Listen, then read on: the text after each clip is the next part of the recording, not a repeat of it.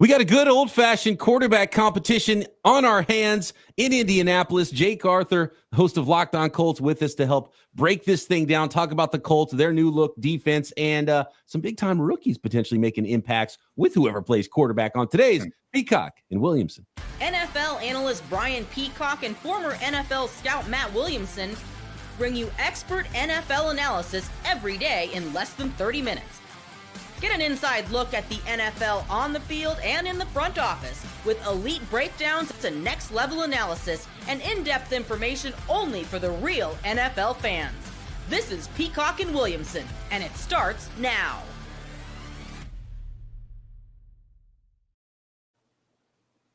Welcome to the Peacock and Williamson NFL Show. Brian Peacock alongside Matt Williamson, as always, at BD Peacock, at Williamson NFL. Thanks, everybody, for making us your first listen on the Locked On Podcast Network, your team every day. Love and appreciate all the everydayers out there. Make sure you are subscribed up. I know some of you, even though you hang with us every single day, just haven't hit that subscribe button for whatever reason. So it helps out the algo.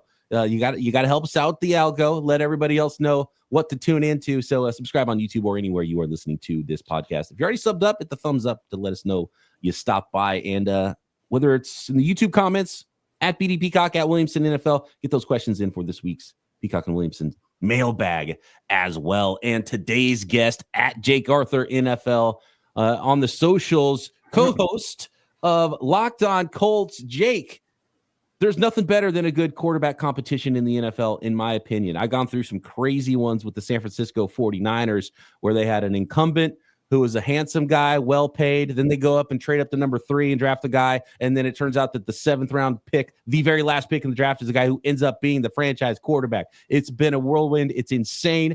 And Jake, take me through the process, what it's been like for fans and media so far. We've only had OTAs. And the only thing crazier than training camp stats is OTA stats. So the early lead, what did it look like at Colts camp with this quarterback competition with Anthony Richardson and Daniel Jones?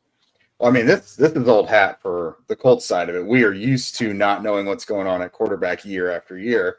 I mean, last year when Anthony started for the second consecutive year, that was the first time that a Colts quarterback had done it since Andrew Luck. So we know what this is all about.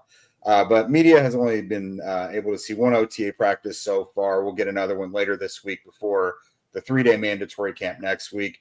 But so far, it was kind of a lot of what you would expect from both Anthony Richardson and Daniel Jones. So luckily for Anthony Richardson, this is really his first normal offseason. 2023 was, being a rookie, getting ready for the combine, which of course he smashed and everything, but there's a limit to how much that prepares you for the NFL, obviously. Suffered the season-ending shoulder injury, so he was kind of recovering and rehabbing the entire time in the 2024 offseason.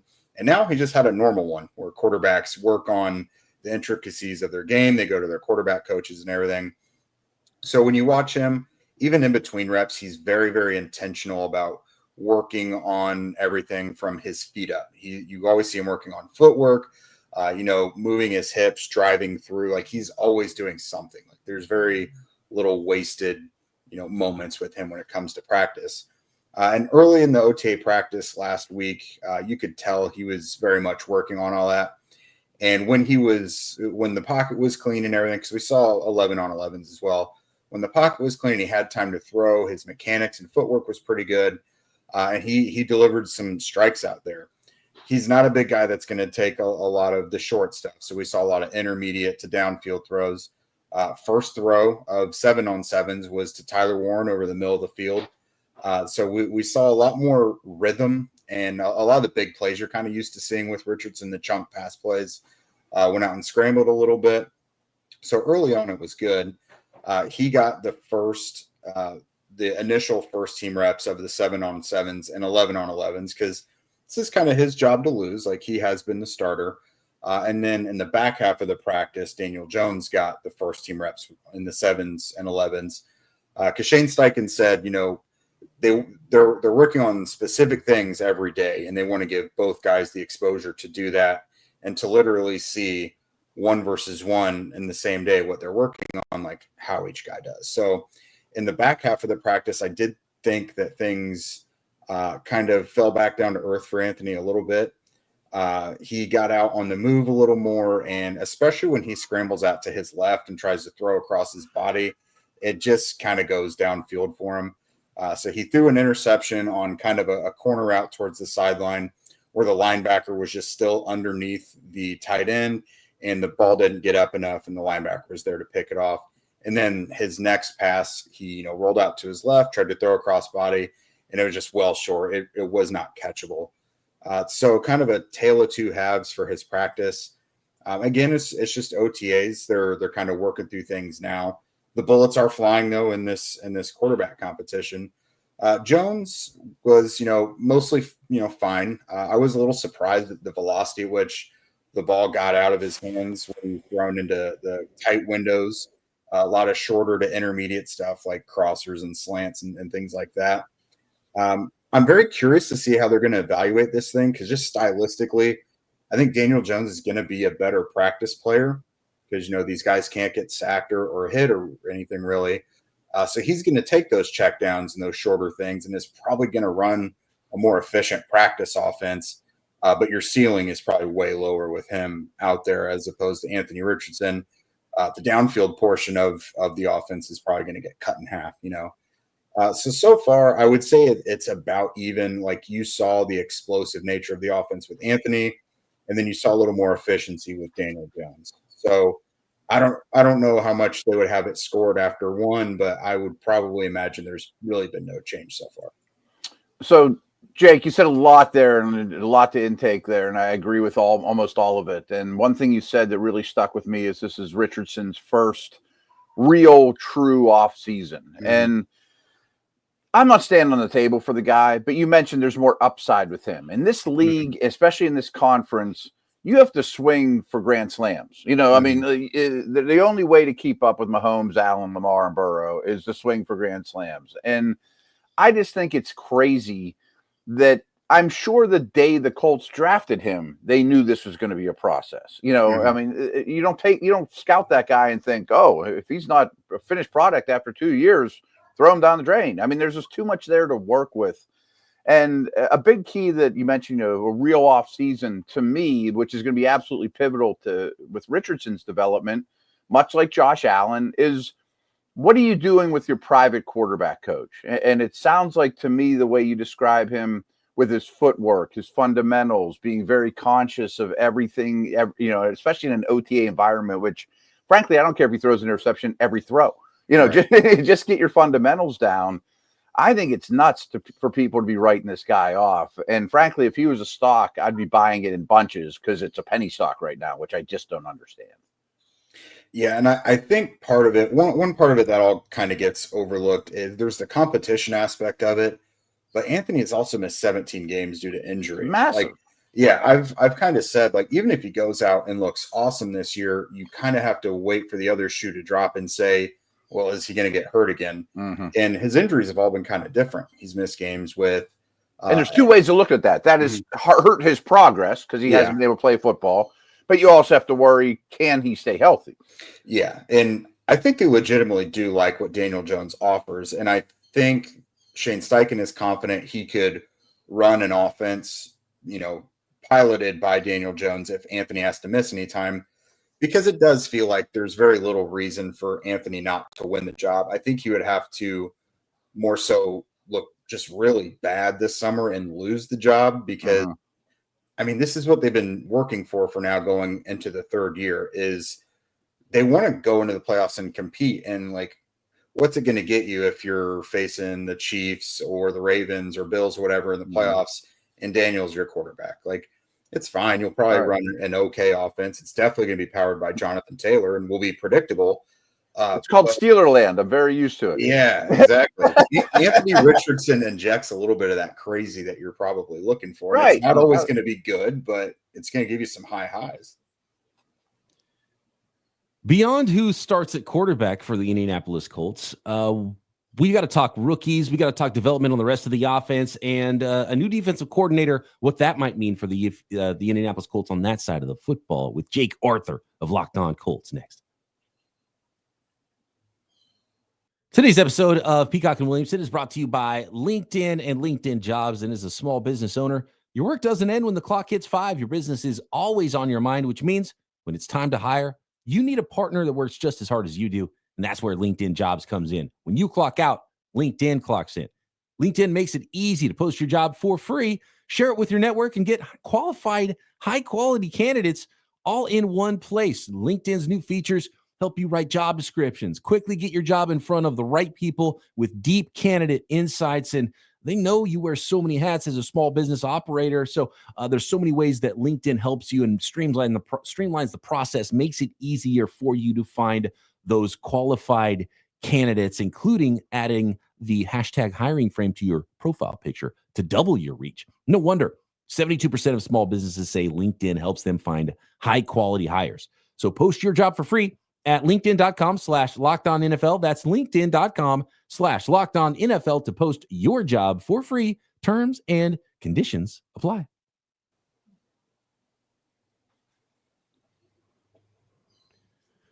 Jake Arthur of Locked On Colts, our guest today. You can also find his written work at the Colts SI site, and phenomenal stuff here on the network. Jake, appreciate you jumping on with us and doing a couple segments about the Colts. And just real quick with the last thing on the quarterbacks, no matter who wins this competition, you kind of mentioned it, it's like they want Anthony Richardson to win, right? Mm-hmm. You think about all the talent. We're going to talk about some more of the young players at numerous positions on offense for the Colts.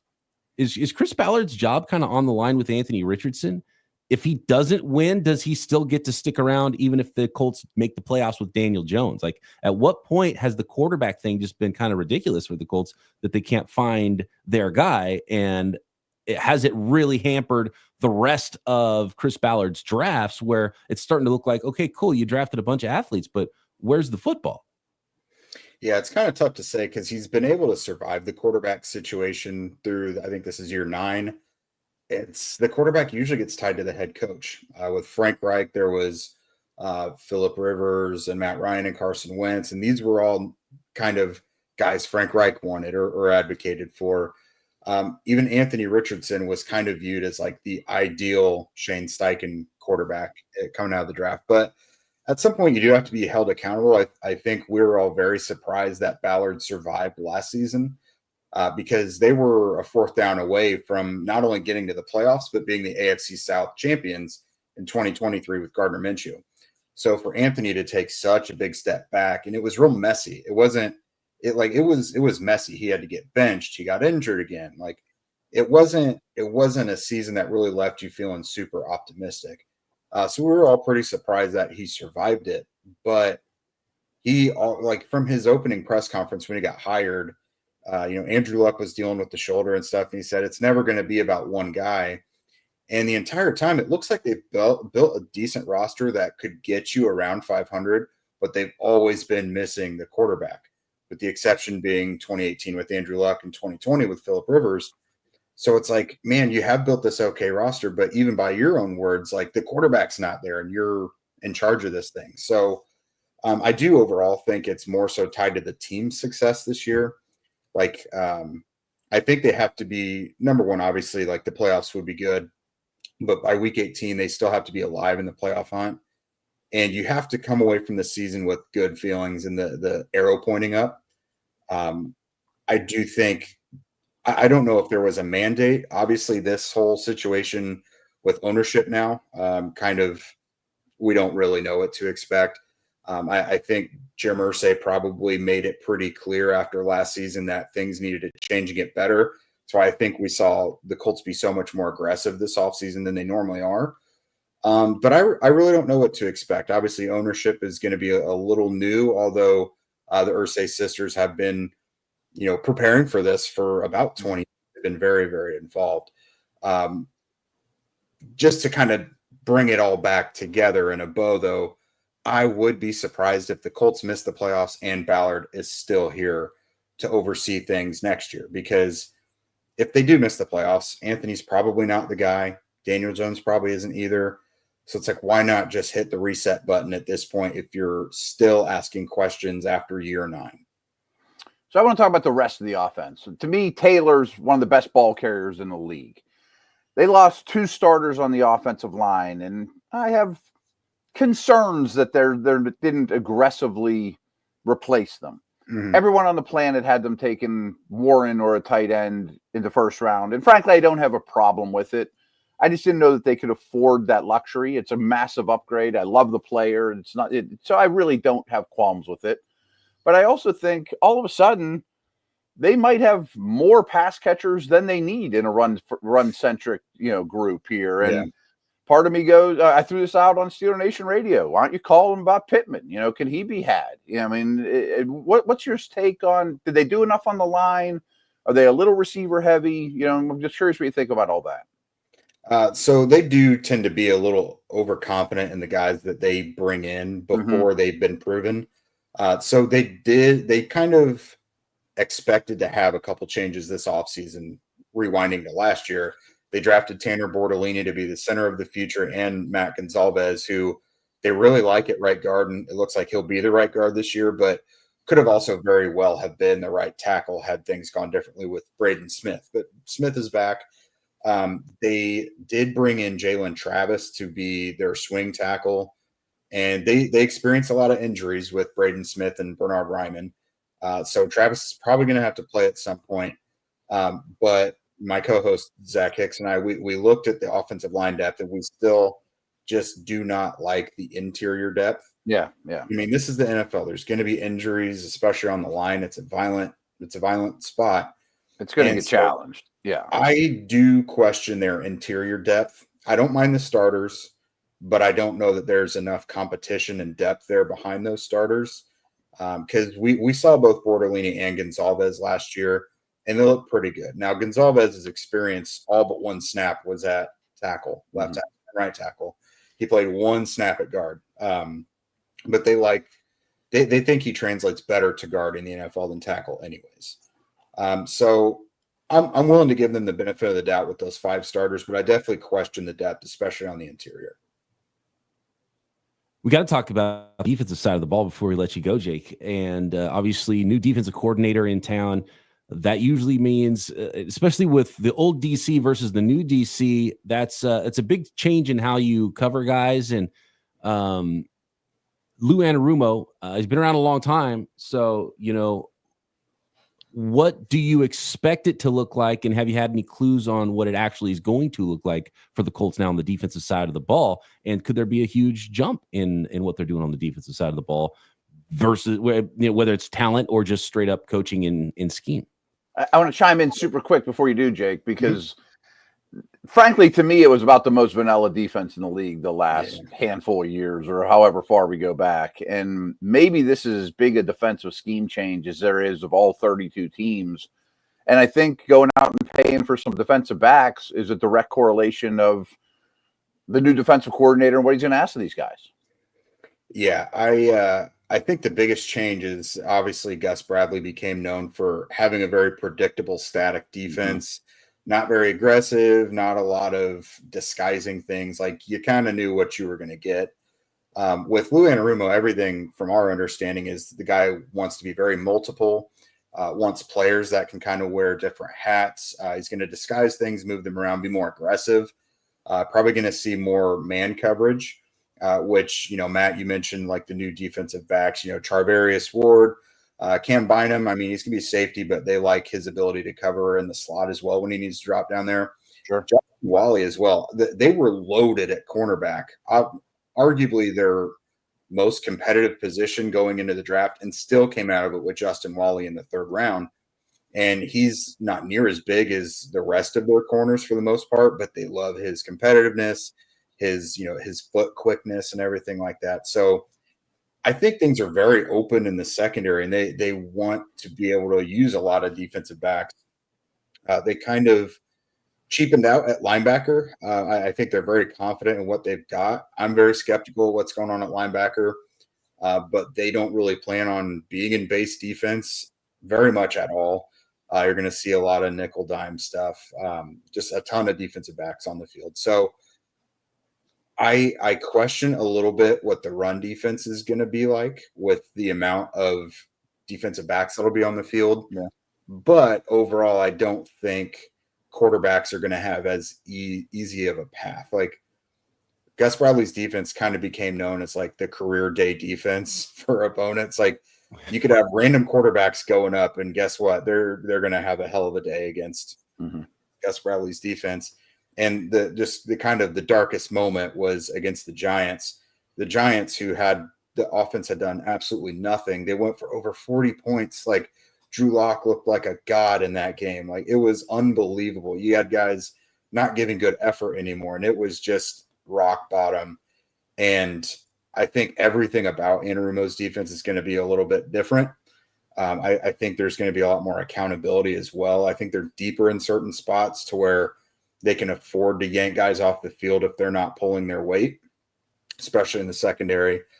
So it'll be interesting. I think it's definitely going to confuse offenses a little more, and probably we'll see more pressure if I had to guess. More with Jake Arthur of Locked On Colts, breaking down the defense, looking at how this thing might actually go in 2025 with Anthony Richardson, and where is actually the ceiling for him and the Colts next.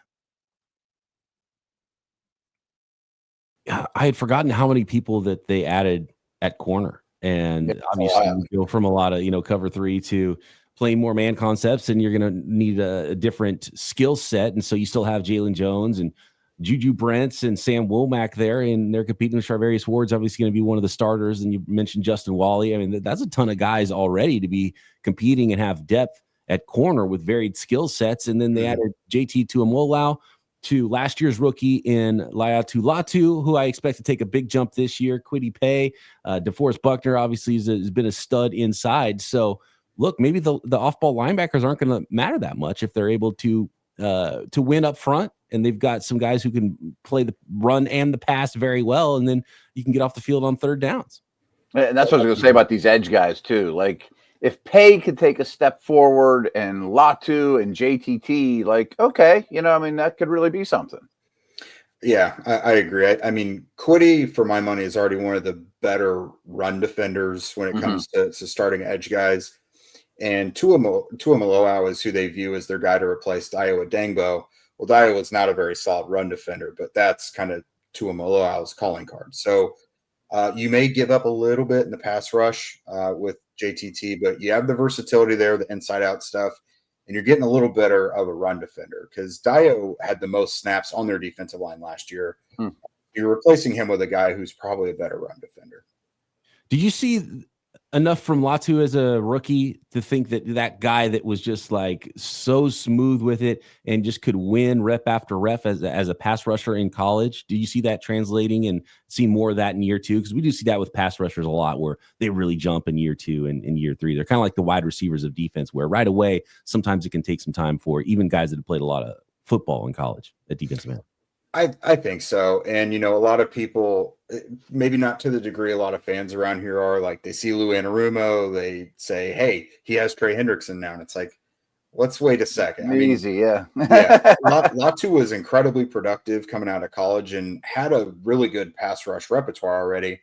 I think his bigger issue last year was he probably needs to get a little bit more powerful to whatever degree he could have gotten over the offseason. And just finishing some sacks. He got his hands on quarterbacks a lot, but didn't necessarily finish it off. Had 4 sacks, but he had 3 forced fumbles last year. So he was making those sacks count. He did get to the quarterback a fair amount. I imagine we'll see some natural progression from him. I just would like to know that he got a little stronger. Just that way he can get off blocks a little better because he's a good hand fighter. He's got a lot of good moves and counter moves, but really good technician for his age. Yeah, but like at the end of the day, if the guy has you locked up and he's stronger than you are, you got to kind of find a way to counter that a little bit. So he knows that. He's got a very good offseason trainer. So I do imagine we'll see a jump from him. 4 sacks, maybe closer to like double digits would be nice. I'm not going to say he's Lou Anarumo's next Trey Hendrickson, but I imagine we'll see a jump from him.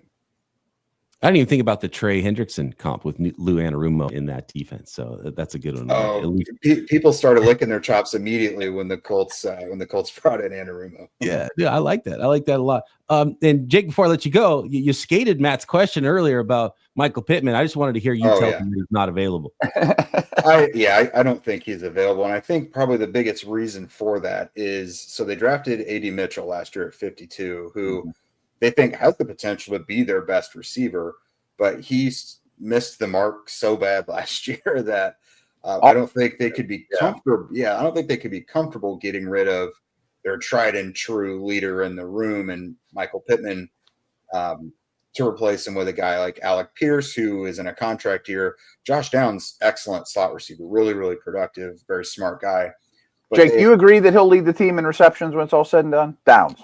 Yeah, I mean, he did last year. So he's their only security. Really he's their only security blanket they've had also. I mean, I think Tyler Warren's going to eat into that a little bit, but I do think Downs will probably lead them in receptions again. But yeah, I just don't think they've seen enough from A.D. Mitchell yet to be even comfortable entertaining any trade thoughts for Pittman. But it may be a lightly used Alec Pierce or Laquan Treadwell. Maybe I think that if the Steelers are calling, it's so late in the process. Teams are like, oh, I don't know. We kind of built our squad right now. Yeah, I mean, Pierce going into a contract year, but like he also, I mean, he's kind of DK Metcalf-ish also. You know, the deep ball with not a ton of like wiggle to his game. Like, you're getting kind of a diet DK Metcalf there, if that makes sense. Right. Yeah. Metcalf zero. Yeah, exactly. Zero sugar. Metcalf already. So yeah, you need Michelob Ultra. Yeah, you need some Sprite is what you need. Good player though. He's very important for what the Colts do, but I imagine the Steelers would have a lot more use for Pittman. Yeah. All right, we got to find some more guests, and maybe we can find somebody for Matt to make a match. Steelers another wide. Dude, the Steelers wish they had a quarterback competition because they don't even have this other quarterback in camp yet. So we'll find out. Boy, those two teams, since going on from Luck and Ben, have gone through some quarterbacks. That's for sure. I know. I mean, it's worked out a little better for the Steelers, though. So I have to imagine that Colts fans are pulling their hair out, right? At some point, we're like, well, guys, like, it doesn't matter with the rest of this roster build, you know? Yeah. If you can't figure out a quarterback. So for that reason, I get the Daniel Jones thing. But at the same time, if Daniel Jones wins, it's also like, well, he's not really the answer either. Right. Like, I think there were some mistakes, like trading a first for Wentz is a mistake. You know, Ryan and Rivers is very Russell Wilson-esque, but I don't have any problem taking a crack on Richardson, though. You knew it was a high-risk move, you know? Yeah, and to their credit, they have admitted they maybe mismanaged things a little bit at points during this development. They even preached that it was going to be kind of a long-term thing, but I don't think they foresaw the big year 2 dip. And like, they felt they had to pull him out because, to their own words, they said he was drowning and like, he just didn't know what was going on anymore. And there's a difference of underperforming versus just being completely overwhelmed and not being able to handle it anymore. But he responded very well ever since going back into the lineup. That's the thing everyone's overlooking is everyone harps too much on this tapping out thing. And I know the old school football, you got to cut him now. You got to you know, throw him away. He was much better after getting benched, in my opinion. Looked like a different player to me. He went, I think a couple important things about Anthony that you cannot just go find with everybody. If there's a clutch gene or whatever it is, not everybody has it, but he does. He seems to be at his best when the game is within reach at the end and you got to have some plays. That's when he's best on his feet, you know, getting things done with his legs. We saw him lead, final minute fourth quarter comeback wins against the Jets, against the Patriots. Now, those aren't great opponents, but that's your opponent for the week. Your job is to go beat them. And so he's always been very good trying to get them dug out of holes and even winning in late game situations. He also avoids sacks as good as anybody else in the league does. Phenomenal. Yeah. And obviously just the random special throws that not everybody can make. Like, he has some really low lows, like lower than a lot of guys' lows, but like he just can do some things that not everybody can. And you knew that. It's interesting the term drowning too, because I was actually really impressed. And I went on this very same show, Matt. I don't know if you remember Anthony Richardson's rookie year before he got hurt. I remember just early watching him, like even in preseason, and I can't take too much from that, but I was like, man, he looks comfortable. Like, I really loved what I saw. I was like, I would absolutely buy, like, I think this is really going to work. And so that disappointment of what was happening in year 2 and, it's happening out and all of that. And obviously you have to be able to maintain a certain level, above the neck, or else all of that physical talent doesn't matter. But I was kind of disappointed in that because I thought he was maybe going to be further ahead for how raw he was going to be coming into his NFL career. That's what I keep going back to. And kind of like we talked about 20 minutes ago, that if you finish the season better than you started it, you have a real legit offseason with a dedicated quarterback guru coaching you up. And with those weapons, I don't understand why he doesn't have a momentum with the arrow pointing up as opposed to, this guy stinks. That seems like the general consensus. I think he should, as long as he stays healthy. Like, it was kind of eye-opening watching him with Tyler Warren the other day. Because, Josh Downs has always been kind of the safety valve. But I think something else that can help smooth out the offense and maybe bring a little rhythm is having that guy over the middle of the field, Tyler Warren, who, can win those matchups, but also create more yards after the catch, because then that takes a little pressure off the quarterback because more yards are being generated by the pass catcher. So I really do think having Tyler Warren will be very helpful for whoever the quarterback is. And I think that's why they picked, the safety blanket thing. Yeah. Sorry again, Jake. Last thing, we ended up taking you for the whole podcast. We were planning on doing 2 segments. Love this conversation. It's really going. Jonathan Taylor's not with the team right now. Is this another holdout situation? No. He's just in Florida working out. Like, this part of it's mandatory. If we get into next week at this 3-day mandatory camp and he's not there, that'll be more of an issue. But we asked about it last week, and they said, it's voluntary. He's just taking his time working out in Florida. But hey, that gave us more looks at DJ Giddens, who looked really good. Just gonna bring that up. Yeah. He's a smooth runner. That's what I loved about this draft class. I think the Colts played it perfectly because there was so much talent still on the board late day 3 into the 5th round, even beyond, guys that are going to start games at running back in the NFL. They really like him. And Jonathan Taylor misses like on average 3 games per year, and he is set to make like $15 million next year. Going into next offseason, and he'll be like 27 or something. So I don't want to ruffle any feathers, but like, if DJ Giddens looks really good this year, they may have a tough choice going into next year if they want to create more cap space. There you go. Matt's dreaming up dynasty trades right now for DJ Giddens. I like him. Working. Jake, appreciate the time, man. Everybody, you got to check out the fantastic work Jake does over at Locked On Colts. They do an awesome job, and find the rest of his work. You can find everything at Jake Arthur NFL. Appreciate everybody tuning in, and make sure you're all subscribed up to Peacock and Williamson. Matt and I back tomorrow right here. And guess what? We're going to have some more guests coming, and that's not the only quarterback competition in the NFL. Talk to you next time right here, Peacock and Williamson.